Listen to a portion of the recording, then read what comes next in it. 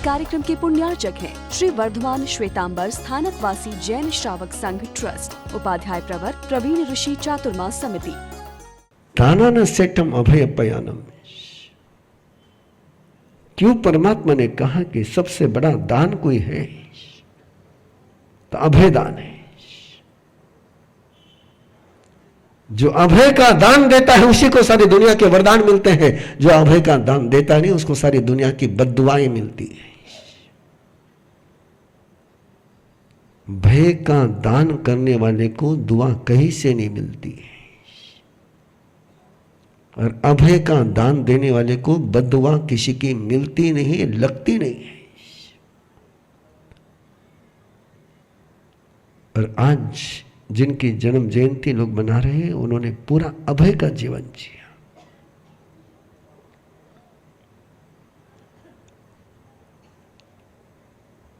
अब गौर करना मेरी बात पर।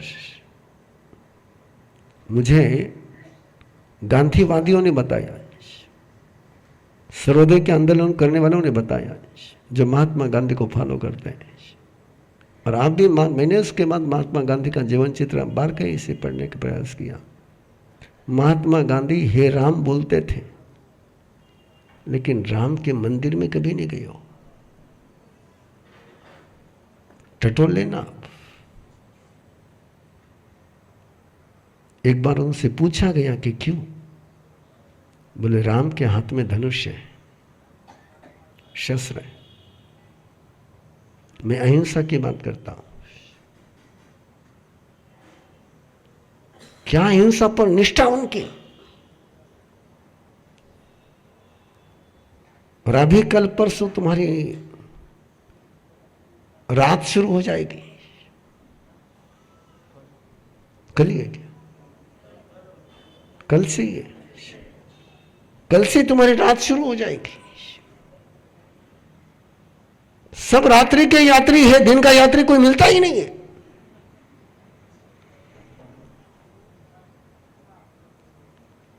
समझ रहे हैं ना आप?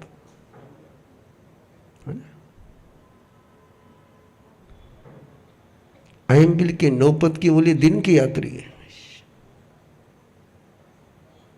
तुम अहिंसा का नाम लेते हो, भगवान महावीर का जयकारा लगाते हो और शस्त्रधारी की पूजा करते हो। तुम्हें तुम्हारे अहिंसा पर, तुम्हारे अभय पर, तुम्हारे संस्कारों पर तुम्हें चिंतन करने की आवश्यकता है।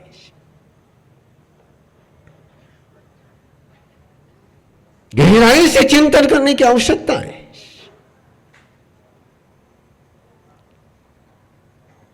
कि शस्त्रधारी की पूजा करने वाले को अहिंसा परमो धर्मो कहने का राइट है क्या?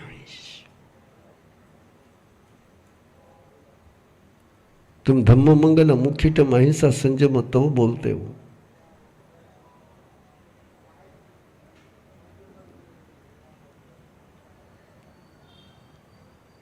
सोचना जरा, गहराई से सोचना है, बहुत ध्यान से सोचना है।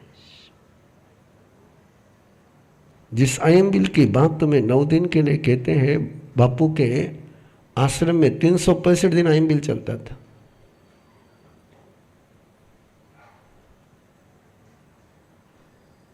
वहां तो नमक का काम ही नहीं था। मुझे हमारे वो एक तपस्वी, जवान तपस्वी आप यहाँ का, जो 82 साल में 2 अठाया कर चुका, एकांतर चल रहा है, उसने मुझे एक दिन आकर के पूछा कि मां साहब अयंबिल में वो सिंधु नमक चाले गई, अयंबिल में नमक चलता है क्या? मैंने कहा अयंबिल का मीनिंग ही है नो अम्ल अचाम्ल।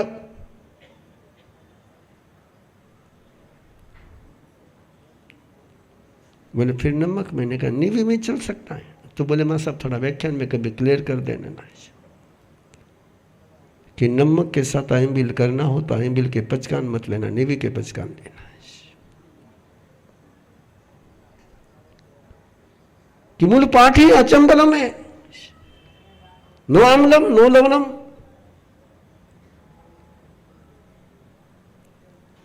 लेकिन एक्सक्यूज खोजने में बनिया मास्टर है। एक्सक्यूज निकालने के लिए, गलिया निकालने के लिए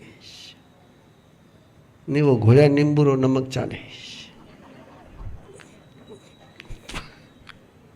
उन्हें सिंधु नमक चाले।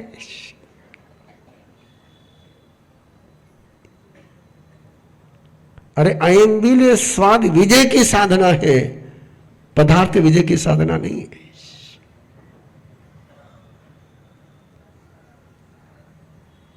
तो दानान सेठम अभय पयानम, अभय की आराधना करिए, अभय देने वाले की आराधना करिए।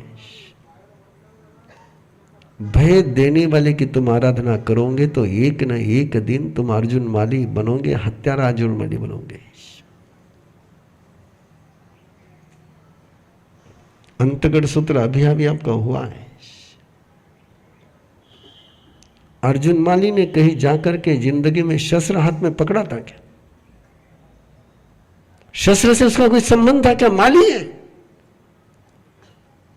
फूलों को भी बहुत सहजता से चुनता था, वो तो फूल चुनने वाला है।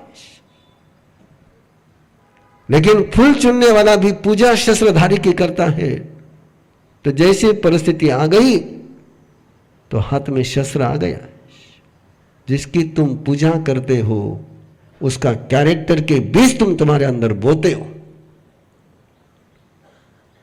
और जो बीज बोओगे वो आज नहीं कल पनपेंगे ही पनपेंगे।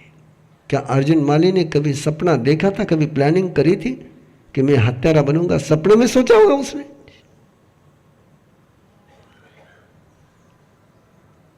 लेकिन पूजा वो शस्त्रधारी की करता था, तो बिना सोचे हत्यारा बन गया। वही परिस्थिति सुदर्शन पर भी आई। सुदर्शन पर भी उदगर पानी मारने के लिए आया, लेकिन सुदर्शन तो उपासक ही अभय के दाता का था। भगवान महावीर का उपासक था, भगवान महावीर का पुजारी था, भगवान महावीर का भगत था, भगवान महावीर का श्रावक था। इसलिए उसके हाथ में शस्त्र नहीं आया, लेकिन जिसके हाथ में शस्त्र था उसका शस्त्र छूट गया। ये तय करो तुमने सुदर्शन बनना है कि अर्जुन माली बनना है।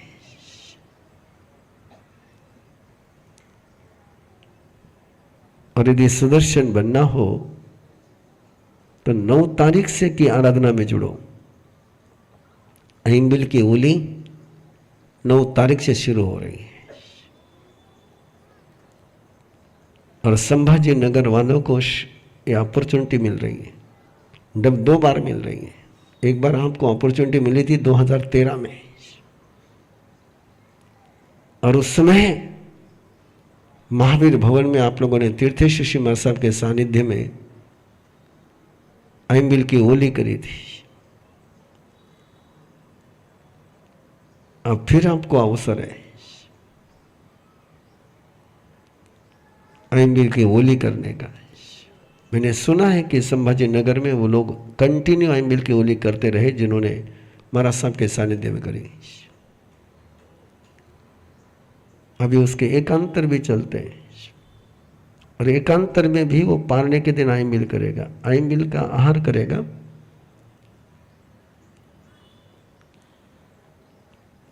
भले मेरे आग्रह के कारण से 2 समय करेगा, लेकिन करेगा अहिंबिल का आहार। मुझे पूछा महासती जी ने, आप कैसे हाँ बोल देते हो? एक अंतर चल रहे हैं पारने में अहिंबिल के लिए, आप हाँ कैसे बोल देते हो? मैंने कोई जवाब नहीं दिया, उन्होंने जवाब दिया। बोले तुम है ना कोई भी तपस्या के लिए मना करते ही नहीं। मैंने कहा मैं काहे को मना करूं? मेरे से नहीं होता है तो जिससे होता है उसका मैं अनुमोदन क्यों नहीं करूं? मैं नहीं कर पाता हूं, कोई करता है तो मुझे खुशी है। जिस दिन मैं कर पाऊंगा मैं भी खुशी मनाऊंगा।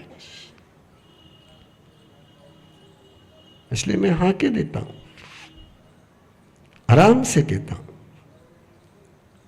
और आपसे भी आग्रह कर रहा हूं कि 9 तारीख से आए मिल की होली आराधना आपको वो कराएगा।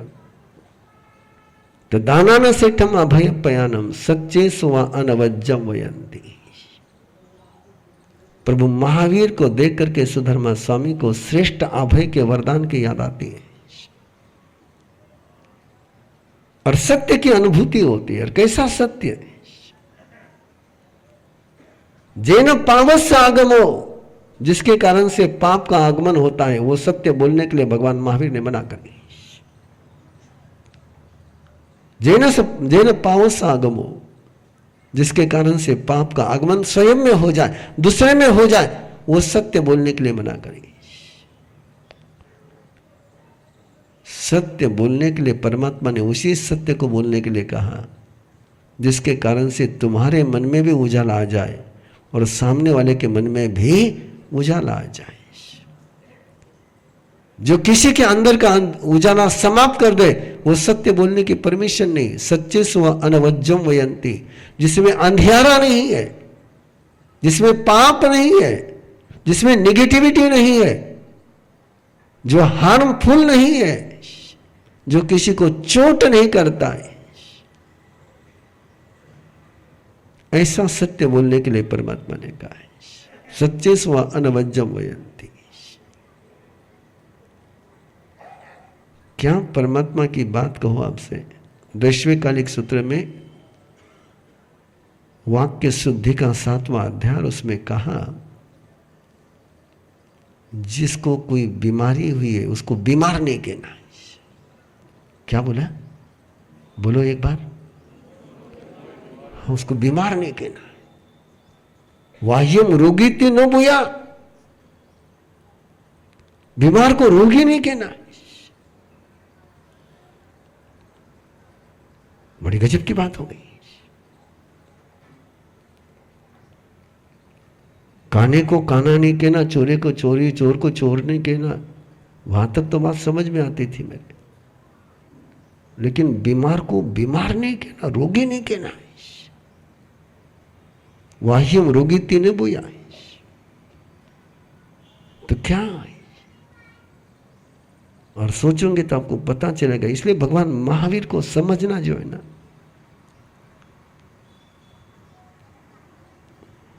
एड़ी चोटी का पसीना लगाना ही पड़ता है, उसके बिना वो समझ में नहीं आते। ऊपर ऊपर घूमोगे तो कचरा ही मिलेगा केवल। और सोचो, जो जिसको आप बीमार कहते हो उसका क्या बीमार है? शरीर बीमार है क्या? पूरा शरीर बीमार है क्या? उसके पूरा शरीर बीमार है क्या? 50% बीमार है क्या शरीर?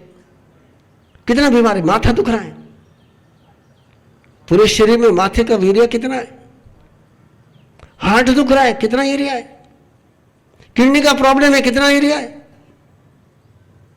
पेट दुख रहा है, कितना एरिया है? गर्दन दुख रहा है, कितना एरिया है?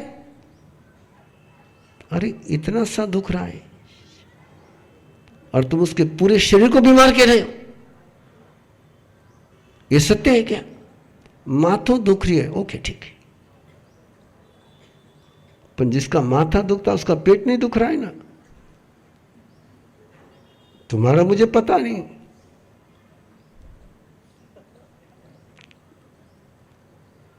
तुम कभी माथा दुखता है पेट कूटते हो, पेट दुखता है माथा कूटते हो, इसलिए मुझे पता नहीं, लेकिन सच्चाई एक ही है।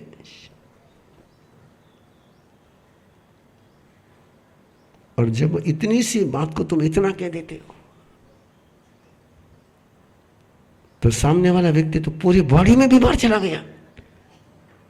और इतना सा वाक्य बोल दिया, थारो माथो देखिए लेकिन बाकी सब ठीक है थारो। ये सत्य होगा? माथो दुख रही है थारो, बाकी सब ठीक है। पेट दुख रही है, बाकी सब ठीक है।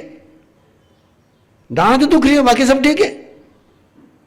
मेजॉरिटी किसकी? दुखने की कि नहीं दुखने की? हेलो, तो तुम गवर्नमेंट किसकी चलाते हो? हाँ, अल्पमत की? किसकी गवर्नमेंट की चलनी चाहिए? बहुमत की? मैं बीमार हूं। और तू कड़े बीमार है? तू बीमार को नहीं है, थारो माथो बीमार है।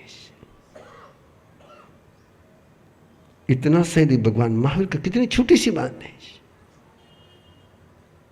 और ये मैंने प्रैक्टिकल प्रयोग करे। जोधपुर में एक भाई के घर पर रुके थे, और जब उनके घर पर रुके तो उनकी बेटी चेन्नई रहती थी। तो बेटी जैसे उसको पता पड़ा कि हमारे सब पियर में पधारे, और नाम इसको पूछना, नाम मुझे मत पूछना। तो कंवर साहब जब बेटी इन सब फ्लैट से पहुंच गए, अब वो मुझे पूछे पहचाने क्या? अब सबसे बड़ा प्रश्न मेरे लिए, सबसे बड़ा कॉम्प्लिकेटेड क्वेश्चन कोई है, मारे सब पहचाने हो गए। उनके महापुरुष ऐसे, मैं सब पहचान, बताओ नाव कहीं मारो, गए काम से।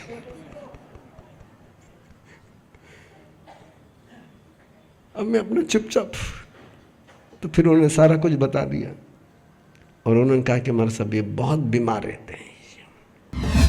आगाज है चेतना की क्रांति का, आसमान है नई ऊंचाई का। उपाध्याय श्री प्रवीण ऋषि जी महाराज साहब की स्नेह से भरी शीतल छाया में पुणे महाराष्ट्र में परिवर्तन चातुर्मास 2025 के दौरान अंतर्मन की दिव्यता से करें स्वयं का साक्षात्कार। Colour and form therapy heals the mind, body and soul. 7 to 14 जुलाई 2025। अरहम पुरुषाकर मेडिटेशन, एक अनोखा शिक्षक प्रशिक्षण आवासीय शिविर। Brings positivity and transformation. 15 to 17 जुलाई 2025। अरहम अष्टमंगल मेडिटेशन, 72 घंटे का प्रभावशाली आवासीय शिविर जो रोम रोम में भर देगा सकारात्मकता। गर्भ में ही श्रेष्ठ संस्कार देकर बच्चे के उज्जवल भविष्य की रखिए नींव। 26 जुलाई to 2 अगस्त 2025। अरहम गर्भ साधना, पहले कभी न सुना न देखा, अपने आप में अनूठा शिक्षक प्रशिक्षण आवासीय शिविर। तो फिर तैयार हैं आप स्वयं की ओर एक नई उड़ान के लिए।